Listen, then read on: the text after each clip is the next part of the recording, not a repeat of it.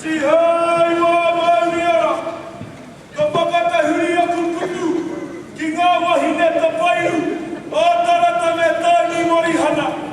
Whatai pai atu nā kōrua, ngā puhi kā tāpuna o te arawa. Kia tu ohu koe, mē mau ngā taitai, e tā hau i morihana, watuhi atoa i mua ki te rangi. Anei a Hukarere, mea tāpuna tawhito o Te Aute, e tangi hapu nei mō. Ko reira te raua, mai, o tira mai nā katoa katoa.